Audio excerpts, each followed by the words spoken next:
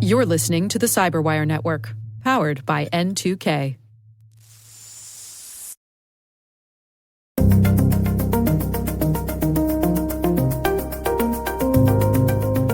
That's it right there. That's my $20 bill I got from my Aunt Helen in Wichita. Give the child her $20 bill. I'm giving it. Hello, everyone, and welcome to a special edition of the Hacking Humans podcast, an occasional series we call Hacking Humans Goes to the Movies. I'm Dave Bittner, and joining me is my CyberWire colleague, Rick Howard. Hello, Rick. Hey, Dave. On this show, Rick and I look at some of our favorite clips from cinema and television, clips which demonstrate some of the scams and schemes that Joe Carrigan and I talk about on Hacking Humans. We've got some fun clips to share, so stay tuned. We'll be right back after this message from our show sponsor. Our sponsor, Collide, has some big news. If you're an Okta user, they can get your entire fleet to 100% compliance. How? If a device isn't compliant, the user can't log in to your cloud apps until they fix the problem. It's that simple. Collide patches one of the major holes in Zero Trust architecture, device compliance. Without Collide, IT struggles to solve basic problems like keeping everyone's OS and browser up to date. Unsecured devices are logging into your company's apps because there's nothing there to stop them. Collide is the only device trust solution that enforces compliance as part of authentication, and it's built to work seamlessly with Okta. The moment Collide's agents detect a problem, it alerts the user and gives them instructions to fix it. If they don't fix the problem within a set time, they're blocked. Collide's method means fewer support tickets, less frustration, and most importantly, 100% fleet compliance. Visit collide.com/HHGTM to learn more or book a demo. That's KOLIDE.com/HHGTM. And we are back. So, Rick, you had a clip from the film Paper Moon way back in episode 2. Remember that one? Oh, yeah, I remember that one. That was one of our first ones we did. I love that one. Yeah, absolutely. So I have another one from that film. Now, I guess it's not surprising.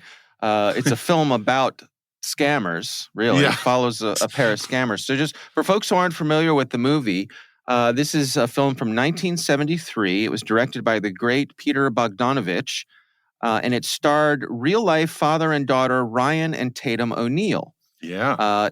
Tatum won the Oscar for Best Supporting Actress for her role in this film. Yeah, she's like 8 or 9 or something. Yeah, she's really I think young. she's 9 years old, and this made her the youngest competitive winner in the history of the Academy Awards. Mm-hmm.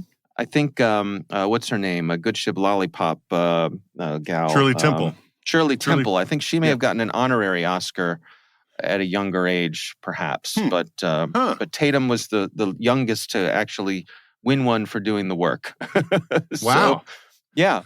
So the film takes place in 1936, and Ryan O'Neal plays an itinerant con man. His name is Moses Prey, and he has agreed to transport young Addie, who's played by Tatum, to her aunt's house after her mother has died. And he picks up Addie at Addie's mother's funeral. The movie kind of indicates that perhaps Moses might be Addie's father, but it's really not clear about that or not. He doesn't want to take it on. Yeah, easy. yeah. He doesn't want to be, weighed down by a child. So, but on the way to the aunt's house, Moses realizes that Addie has a real gift for cons, and he gets her in on the act. Uh-huh. So, in this scene, the two of them are visiting a store. It's sort of a small town, Main Street kind of, general store. And while they're in the store, they don't give any indication that they're there together. Moses starts the scene by going to the register to make a purchase. And I will say, before we roll here, they talk about a $20 bill. In 1936, Rick, $20. Okay. It's about $400 today. Whoa. Okay. You've got to be kidding me. Right? So he drops a $400 bill, okay, on the cash register. Nicely done, sir. Okay. Yeah, I know, exactly. So let's roll the clip. This is from Paper Moon. Here it is. Yes, sir. I'd like an eye pen, a toothpaste, and a pack of Sense. 20 and 5. 25. Yes, sir. This cashier is just priceless. Her face is perfect for this role. Yeah, she is. The accent, the whole thing. Yeah. So she puts $20 in the cash register. The $400 bill. Yeah. Right. And Moses leaves the store. And takes a glancing look back to at Tatum in the back of the store. Right. So Tatum is starting to make her way up towards the register, and the cashier's taking care of another couple of customers and showing them the way out, taking care of them and completing the sale. And then Tatum steps up to the register. May I have a bottle of purple toilet water, please? That'll be 25 cents. 25 cents. I love it. Hands her a $5 bill. Puts it in the register. There you go. Gives her a change. She's looking. Here it comes. Lady, you made a mistake. Huh? I give you $4.75. But I give you a $20 bill. You give me a 5. No, ma'am, it was a $20 bill. You give me a 5, and I give you $4.75. He's not going to take it from this 9-year-old. Okay. Here comes the waterworks. Not no 20s in with no 5s. What's all the turmoil? What's going on here? This little girl gives me Store a owner. $5 bill, and I give her change. I give her a $20 bill. I know I did. It was a birthday present for my Aunt Helen in Wichita, and she wrote "Happy Birthday, Addie" on the end of it. You just go look and see. That's it right there. That's my $20 bill I got from my Aunt Helen in Wichita. Give the child her $20 bill. I'm giving it. Give the child her $20 bill, Miss Brownwell. I think it's important to say that there was writing on the bill that said "Happy Birthday, Right. Addie." Thanks, Miss Right. Brownwell. Right. Yes, sir. Little Addie gets a pat on the head from the shop owner. And that is the clip. So what do you make of that, Rick? Well, I want to explain a couple things. First, the dad goes in, pays for it with his $400 bill, and that's the one with, right? And that's the one Right. with the writing on it. Right. And of course, the clerk doesn't check that, and she No, just and- puts in, yeah. Yeah, the writing is on the back of the $20 bill. So when the father pays for whatever he's paying for with the $20 bill, he just hands her the bill face up. Yeah. She doesn't think to look at the back side of the bill, and she just puts it in the cash register face up the way you would, and doesn't think twice about it. Right. And so when Addie says, "I gave you a $20 bill and my aunt gave it to me and she wrote happy birthday on it," and there's the bill in the cash register, of course that's going to work. Okay. That's such an easy and classic scam. I don't know. Do you remember the day we did this one, variation of this one in a previous episode in the movie? I do. It was the 2004 movie Criminal. In that one, John C. Reilly, in a modern setting, instead of writing on the back of the bill, he tears a corner off the bill as his mark. And what I like about these scenes, and I think we're detecting a pattern here, Dave, is that the way these con games work is we have to ratchet up the tension between the mark and the con artist, all right? In the John C. Reilly example, he makes a very public scene in a fancy restaurant. And in this scene from Paper Moon, Tatum O'Neal adds a nice little touch to the narrative by having a cute little girl start crying in a local store. That is well done. Right. Oscar worthy, right? Oscar worthy. Here you go. Those are some Oscar worthy tears, Rick. Well, now that you point that out, of course they are. But it also, you're right, it cranks up the pressure because the shop owner comes over because there's a disturbance in his store. It's a little girl crying. And then another customer comes over and the customer weighs in and says, "Give that girl her $20. Yeah, why are you stealing from the little girl? Yeah. Right. And the girl, they don't know that the girl is with someone else. So to them, the girl's here all by herself. Clean. Very clean. Yeah. No, it's a good scam, played out pretty well in this movie. So that's a fun scene. All right, that is what I have for us this week. Rick, how about you? What do you got for us? Yeah, so my clip this week is from a 2002 movie called Catch Me If You Can. Have you seen that one, Dave? Oh, yeah. Yeah, absolutely. Yeah. Yep. I was going through the notes on this today. It's directed by Steven Spielberg and starring Leonardo DiCaprio, Tom Hanks, and Christopher Walken, just to name three. And first of all, let me just say, I had completely forgotten how many gigantic stars are in this movie. Half the budget must have been spent just getting these guys on the set, right? So Yeah, that's right. So in this scene, DiCaprio plays a young Frank how do you say his name? Abagnale. Abagnale. Yeah. And he's an infamous real life con man. And we see him failing over and over again, trying to cash a fraudulent check in 4 different banks and with 4 different, very, very sad stories. On one of them, he's got a business problem. On the second one, he's trying to get his grandma a birthday present. On the third one, somebody stole his books. He's a student and he's trying to get them in time for the test. And the last one, he's sick. And none of them are working. Nobody believes him because, he kind of looks like a scam artist, right? So, and they always give him the stink eye when there's on the camera, where the camera's looking at him. And then he sees what he's missing. Instant respectability in being an airline pilot. And you'll see what I mean when we do this. So roll the clip, Dave. All right. I mean, I hope you understand. My boss sent me to Brooklyn, then quit. This is number 1. Wants me in Long Island to take a few clients out for a night on the town. I'm sorry, but we're not allowed to cash checks from other banks. How would we know if they were any good? What did you say your name was? Ashley. Ashley? You know what I found on the sidewalk out there? He's reaching into his case. He's going to give her a chain necklace to kind of con her, sweet talk her. Turns around. Her boss is right in the chair. Is there something I can help you with, son? Well, you see, it's my grandmother's birthday next week. Bank number 2. Something extra special. Please, I mean, it's my midterm next week and my books were stolen. Bank number 3. He's sick. $5 Dode would have to know. I'm sorry, but we are not allowed to take checks from people we don't know. All right, so now he's dejected. He's complete failure at this, and he's walking down the street. Okay. And he's stumbling upon a new scene. The light literally changes. It does, yeah.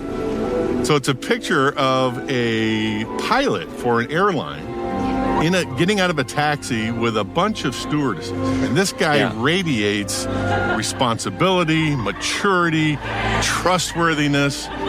Everybody that's surrounding them in this little crowd is looking up to him like, oh man, he's a fantastic person. And at this point, young DiCaprio realizes that that's the guy he needs to emulate when he's trying to make these fraud purchases. What have we here? You betcha. Little kid comes up and asks the pilot for an autograph because, they're very respectable. Here you go. Work hard in school. Dear Dad, I have decided to become an airline pilot. I have applied to all the big airlines and have several promising interviews lined up. How's Mom? Have you called her lately? Love, your son, Frank. So he makes an appointment with Pan American. Hello. One of the airlines Frank of the Black day. From Monroe High School, and I have an appointment with Mr. Morgan. You're the young man who's writing the article for the school paper. Yes, ma'am, that's me. I want to know everything there is to know about being a pilot. So this is recon, Dave. Fly to? Yeah. What does a pilot make in the air, and who tells them where they're going to fly to? Whoa, slow down. Just take them one at a time. All right. What does it mean when one pilot says to another pilot, what kind of equipment are you on? I just want to know what kind of aircraft you're flying. Is it a DC-8, 707, Constellation? And what about those ID badges that I've seen pilots wear? Well, every pilot has to have 2 things with him at all times. One is his airline personnel badge, looks just like this one here from Pan Am. The other one is their FAA license, and that looks just like this. Oh. Do you think I can make a copy of this to put into my article? Oh, Frank, you can have that one. It's 3 years expired. Oh, thanks. And what about your ID badge? You have an extra one I could borrow? Oh, no, I can't help you there. It's a special order from Polaroid. The only way to get one of those is to become a real live pilot for Pan American Airways. So what do you think, Dave? Well, I mean, look, the way that you're dressed absolutely affects how you're perceived. I often joke that, as a middle-aged white man, if I put on a pair of, tan khakis, khaki pants, and a blue button-down shirt and carry a clipboard, I can just about walk into anywhere, right? Yeah, and nobody's so going to true. stop me because I just just look like if I look like I know what I'm doing and I'm supposed to be there, chances are nobody's going to stop me. And I think that's what they're getting at here, that get that uniform and those ID badges, and who's going to question, especially back then, who's going to question an airline pilot? Yeah, and what I like about this is the demonstration of DiCaprio, or Abagnale. How do you say? It's like I can't pronounce his name. Abagnale, yeah. Abagnale, yeah. He's learning his craft, right? He's adapting, trying new things. He's iterating over and over, not having much success, and then finally having an insight that he might not have had without doing all of those things. So it's like I said during the clip, he's reconning when he goes into the Pan Am and interviews that pilot, right? He's figuring out all the things he has to do to pull this scam. I mean, and what that tells me is, you watch all these movies and TV clips, they make it seem so easy, right? But there's a bit of craft going on here, and you have to learn all that. Yeah, you know what it reminds me of? This is only a little bit related, but I had a friend who was who fancied himself an author of fiction, and so he decided he was going to write a murder mystery, and so he set up a meeting with his local sheriff, and he went and had lunch with the sheriff, and he happened to know the sheriff, and he said, and he sat down with him. And he said, "Hey, I'm writing this. I want to write this murder mystery, and I want to know, what would be the perfect crime if somebody wanted to kill their wife. What would be the crime?" And the sheriff was like, "You're asking me, you're coming to me, and you're asking me." Well, he's like, "Your wife better not show up dead ever." right? Because he's like, "Do you know how many people, go and talk to their sheriffs and under the guise of saying that they're an author or they're working on an article or whatever, trying to the perfect crime?" So I guess the law enforcement has your number if you try to do it that way. But this reminded me of that. Talk about not being related to any of this. Well, my wife is a total nerd for murder mysteries on YouTube, right? She's listened to I think she's reached the end of the internet for all of them. Let me tell you, Dave, right? And so whenever we're watching the TV show or movie and the murderer does something, she goes, "Oh no, you can't do that because of X, Y, and Z." She knows all the tricks, okay, that's going to get them caught. Right.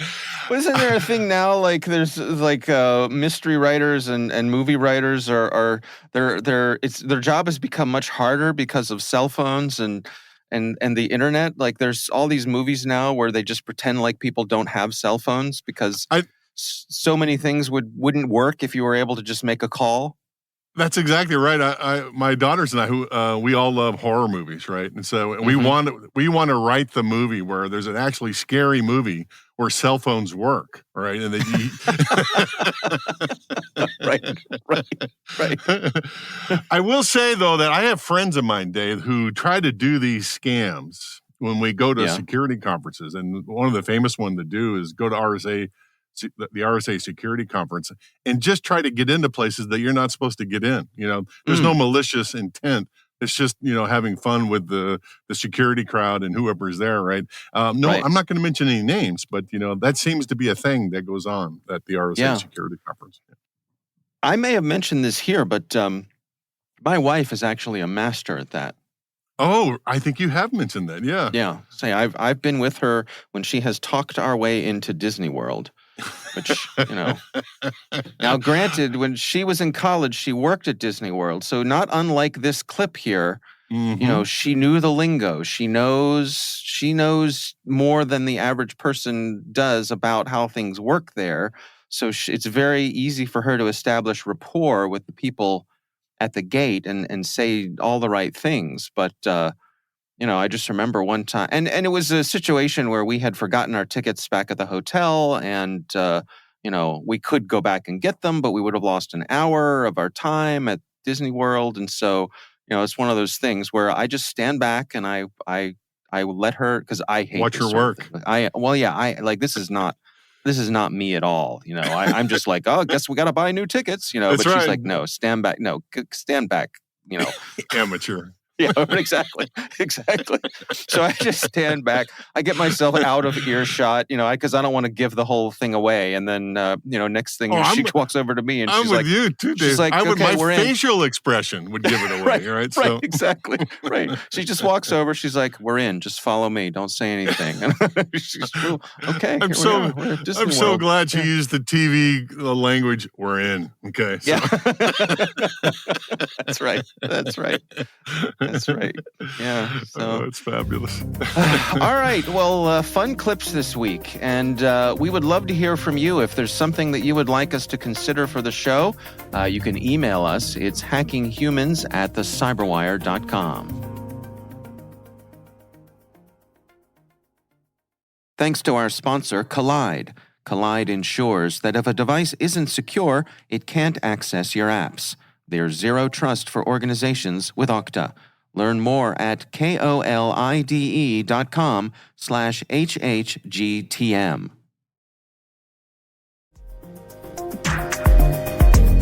We want to thank the Johns Hopkins University Information Security Institute for their participation. You can learn more at isi.jhu.edu.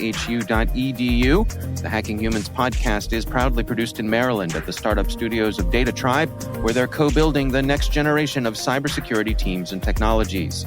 Our senior producer is Jennifer Iben. Our executive editor is Peter Kilpie. I'm Dave Bittner.